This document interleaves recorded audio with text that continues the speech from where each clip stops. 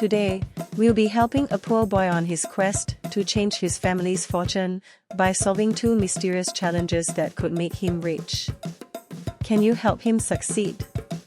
In the heart of East Africa, there lived a 17-year-old boy. His name is Kioni.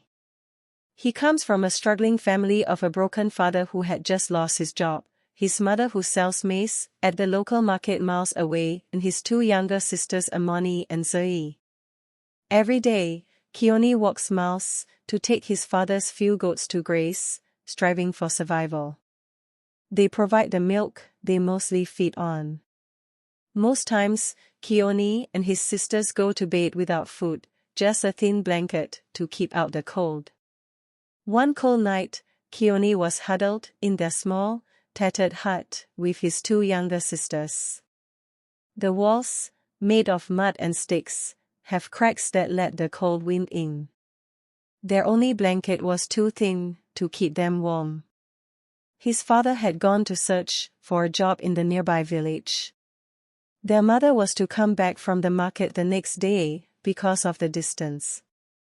Amani and Zoe shiver beside him. The wind howled outside, and droplets of rain trickled through the worn-out thatch roof, falling onto the dirt floor. Kioni, why can't we ever stay warm? Amani whispered with watery eyes. One day, Amani. One day, we'll have a real house, with thick walls and no leaks. I promise. Kioni replied. But deep down, he wondered how long he can keep making promises he's unsure of ever fulfilling. Kioni stared at the sky, tired and worried. His family's hut comes into view, small, crumbling, and weathered by years of hardship. What if the rains refuse to stop? They could all drown. He wondered. He dreams of having more. Of being able to help his family. But how? There's no hope in the fields. Or so he thinks. The rain kept on falling, and despite his efforts, the floor turned into a muddy mess. They will have to sleep in the wet tonight, as they often do during the rainy season. They all fell asleep in the cruel hands of hunger and cold. The rains didn't let up in the morning. A fierce windstorm swept through the village. Their mother rushed in covered with a tattered blanket and a large basket on her head. The wind howled louder than Kioni had ever heard before. Part of the roof of their hut had already collapsed. Amani and Zoe were crying, crouching in a corner, terrified. Zoe cried, "Mother, Kioni. The roof fell down. What will we do?" Kioni's mother stood helpless, looking at the damage with tears in her eyes. She wished her husband was at home. She tried to reassure the children, but her voice broke. "We'll fix it. I'll find a way to patch it up, like last time," she managed to say. Kioni and his mother grabbed some old sticks and straw, desperately trying to repair the hole, even as the wind continued to tear at their fragile home. Finally the winds died down, but the rains only faded into a drizzle. The flood was still rushing past in their neighborhood. If it doesn't stop, the goats won't feed, their mother won't be able to sell at the market, and this would mean no food at all for them. The drizzle continued till afternoon, and the family had not taken a proper meal for hours. Kioni's mother had brought home a small bag of grounded maize from the market, barely enough to make a thin porridge. Kioni watched as she boiled the maize in water, stirring it slowly. His sisters sat patiently, their bellies aching with hunger. When it was ready, she poured a little into each bowl, dividing the small portion between them. "Is there more, Mama?" Amani asked hopefully. Kioni's mother shook her head, her voice tight with emotion. "That's all we have for today, Amani. We must make it last." Kioni watched as his sisters ate slowly, trying to make the meal stretch, but he knew it was not enough. His own stomach growled, but he pushed his bowl to Zai, pretending he wasn't hungry. Forcing a smile he said, "I'll eat later." The hours dragged on. Kioni went to feed the goats with maize cobs and came back with the little milk he could get from them. They all shared it and kept hoping the rains would finally stop. However, it rained throughout the second day. Kioni and his siblings watched the flood rushing past the hills, afraid for their rickety hut. Late at night, while his family slept, Kioni lay awake, staring at the broken roof, listening to the wind blowing outside.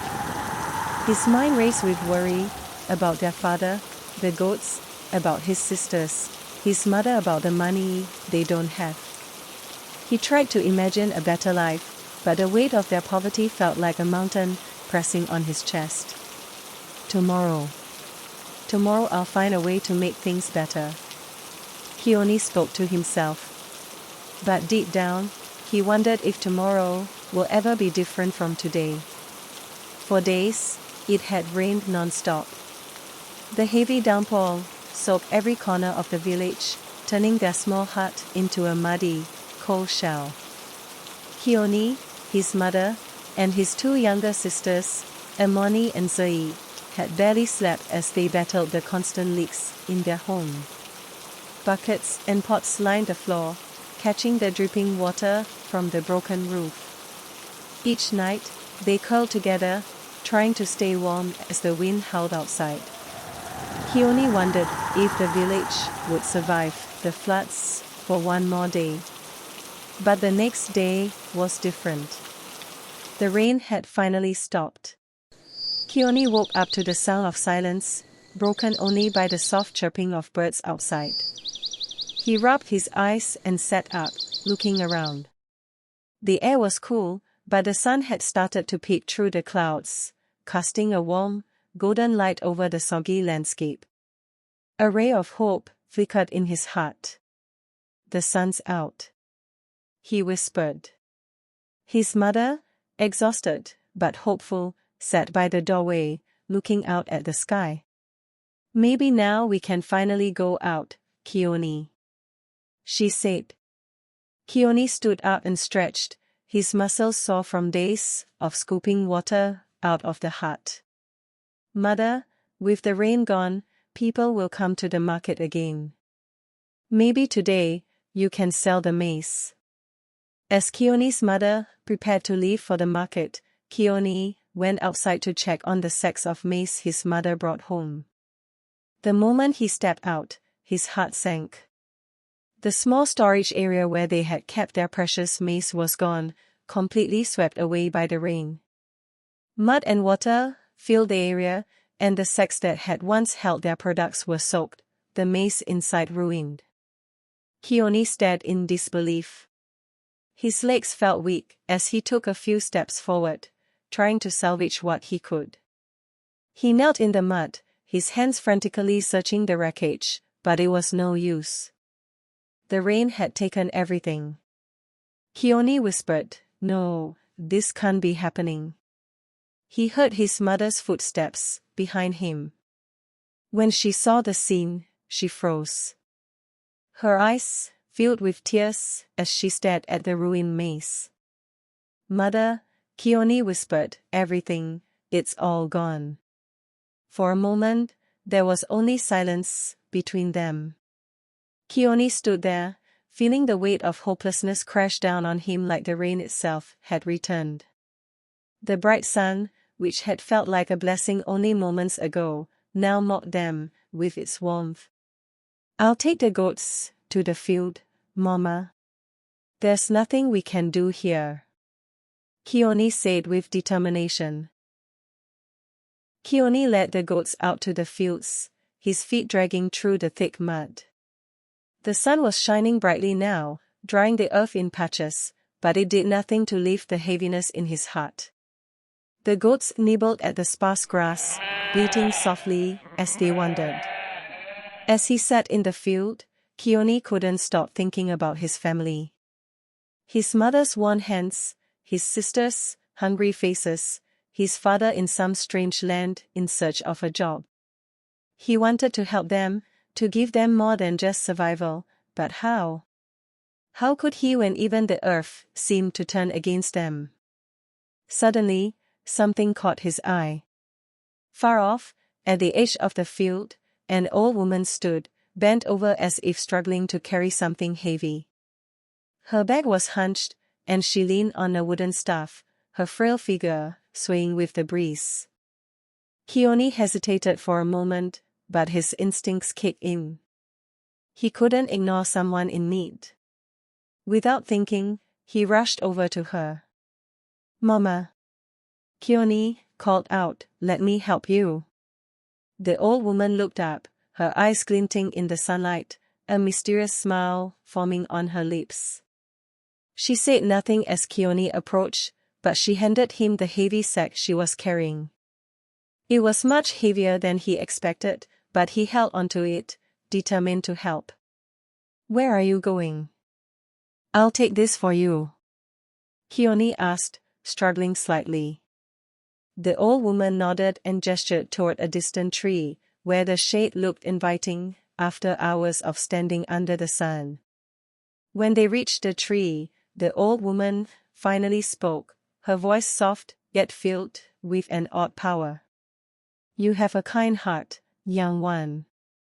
You help even when your own heart is heavy," the old woman said with a knowing smile. Kioni, caught off guard by her words, could only nod. He sat beside her, feeling strangely at ease despite the day's events. "I know your family suffers. The rain has taken much from you. But perhaps your fortune is not in what the rain takes, but in what you can gain if you are willing to face two challenges."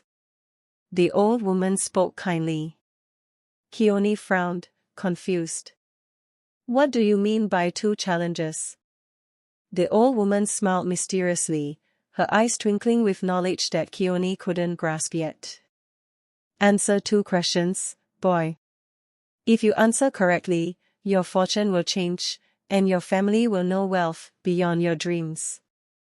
But if you take up the challenge and you couldn't get the answers, your family's fate will be worse than it already is. Are you ready to take up this challenge?" Kioni's heart raced. Could this really be happening? Could this strange old woman somehow hold a key to his family's deliverance from hardship? Or was he dreaming? What if he failed? He was afraid to put his family in a condition worse than they already are. "What are the tests?" Kioni asked. "Good," the old woman smiled. "Two questions. Answer wisely. For fortune favors the bold, but punishes the reckless." She replied. The first quest.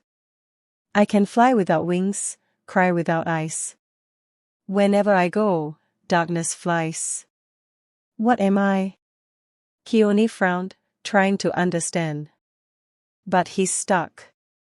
He looks around, unsure of what to answer.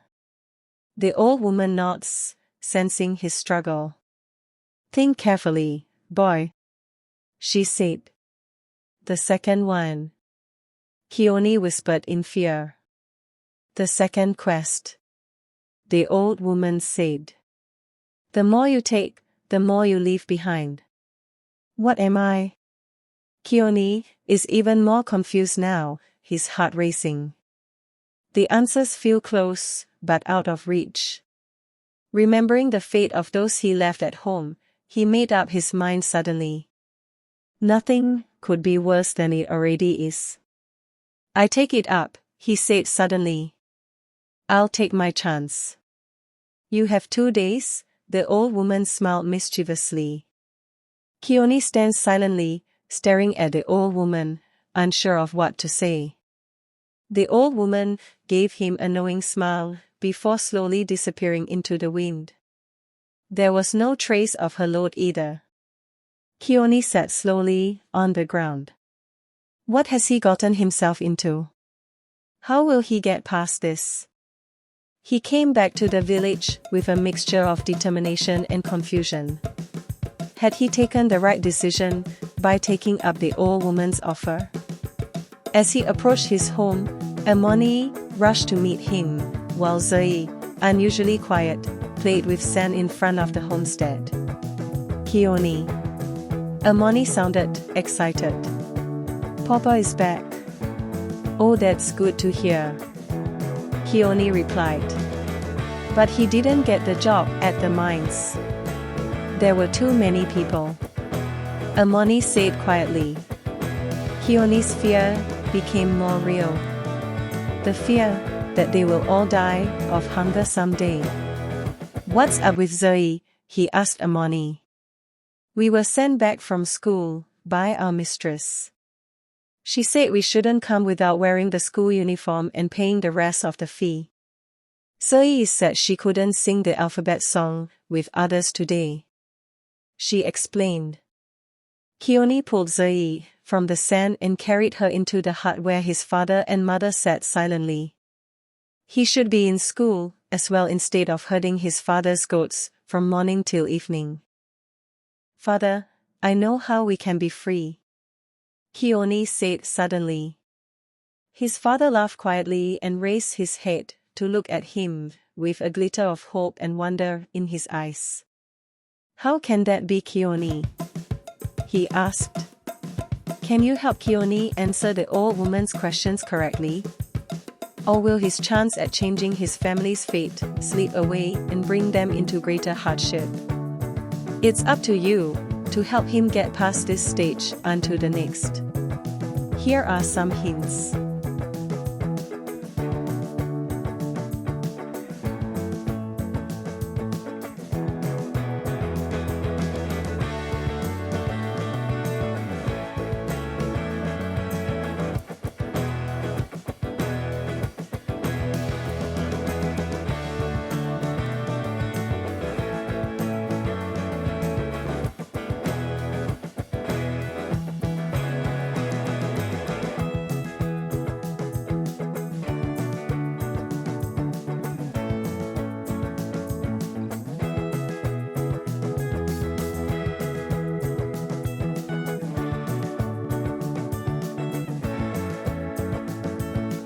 Watch out in the next episode to know if Kioni was able to conquer the quest. Meanwhile, type your answers to the quest in the comment section. It will help Kioni move on to a better life. Kindly subscribe to Savanna Storyteller for more interesting folktales. Thanks for watching.